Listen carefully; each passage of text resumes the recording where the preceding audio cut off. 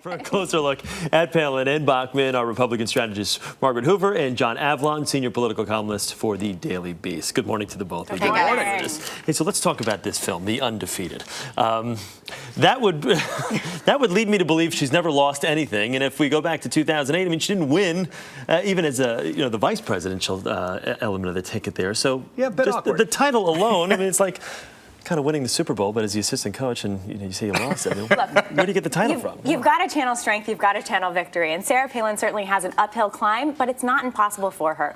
This movie premiere is going to be a splash for her in Iowa. But what Iowa voters really need to see is somebody who's going to go to Iowa, move to Iowa, pound the pavement, go to the barbecues in the backyards, go to the state fair, talk to them in their living rooms. Iowa voters won't vote for you if they haven't met you at least 3 times. Yeah. So they really need to get to know Sarah Palin, and it's not out of the question that she could do that, but she's really got to show she's committed. Yeah. John, what do you think about this glossy But this is a movie premiere. I mean, let's be clear. This is a movie premiere, not a presidential event. She hasn't done any of the hard work it takes to seriously run for president, put together an organization, start raising money. And people notice that. I mean, if you want to figure out what's really going on in a presidential race, follow the money. Yeah. And the reality is she has not allocated any of her cash. She's building her personal brand, but she hasn't done any of the hard work to run for president. Margaret, isn't keeping the mystery alive, though, in some respects, what keeps the attention on this situation in the first place? Of course it does, and in many ways, this fills a gap in the Republican field. I mean, I think there's still a wanting from Republican voters, somebody who has star power and cachet that people will flock to. I think Michelle Bachmann's filled a little bit of that, but there is still intrigue with Sarah Palin. She's got to get over the hump, though. A majority of Republican primary voters say that they're not sure if they would vote for her for president. What is it about this woman, though? Because she draws these crowds, yet you see in Jan's report there are people that love her, just don't want to see her as president. And she's got the negatives are so high. How do you get past that with such a polarizing figure when people basically they've got their impressions of Sarah Palin? It's incredibly difficult because she is one of the most polarizing figures in American politics. And this is one of the problems in our politics because the parties are polarized. People who do well in primaries can be kryptonite in the general electorate to independents and centrists. And I think both Sarah Palin and Michelle Bachmann fall into that camp. They overlap not because they're Republican women running for president, but because they represent the same conservative, populist, evangelical base. Yep. Let's take a listen because Michelle Bachmann was on earlier this morning, and this is what she had to say.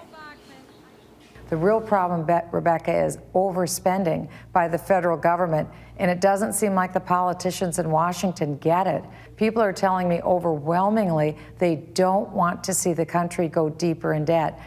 This is a common thread, Margaret, that we're hearing from a number of new politicians who are putting themselves in the field. They're basically, we are the other option. We are not the standard status quo that you've grown accustomed to. Well, that is a winning argument. With unemployment at 9.1%, with all Republicans setting themselves up as an alternative to Obama's economic policies, the country is struggling. Gas prices are high. People are trying to balance their paychecks and checkbooks, and they think the federal government should have to balance theirs too. This is what the Tea Party was originally about, and all of the candidates in the Republican field are galvanizing that base of supporters because they are all hurting and they feel like economic policies of the Obama administration have not worked. Yeah, but when Michelle Bachmann presents herself as a candidate that can appeal to disaffected Democrats and independents as well as Republicans, it just doesn't fly. Yeah. I mean, there's a context in a candidacy, and she sounds very responsible now, and she's putting forward an economic message that can appeal broadly, but you got to look at her record of statements. This is somebody who plays politics by talk radio rules, in which there is no such thing as too extreme.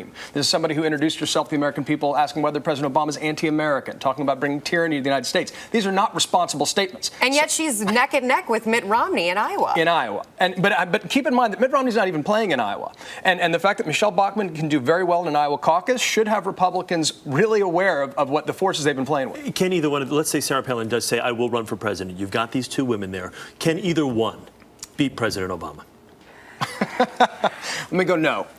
Look, I think it's an uphill climb because do they if even you have look a chance? at independent voters, sure they have a chance. Look, every Republican knows that you've got to win Republicans, but you've got to get independents too. And Republicans and the conservative base are also looking, can they beat Obama? That's what we're really looking for. We're not looking for somebody who's just playing to the base. We're looking for someone who can appeal broadly in the general election. Will she say, I will run for president, do you think? Or do the 2 of them steal each other's votes? They overlap considerably. It'd be fascinating to see if she did get in where their votes would give and get. But the reality is, look, winning a nomination is one thing. Winning a general election is entirely another. As Margaret said, you got to win independents and centrists. And if your whole career has been throwing bombs to appeal to the base, you've alienated the very people you need to win the White House. But they don't overlap because they're women, and that's one right. thing. We want more women in politics, and we want to encourage women to get into politics. Women are desperately underrepresented in the federal government, so we want to encourage more. They're both, creating all the buzz, though, right now. That's right.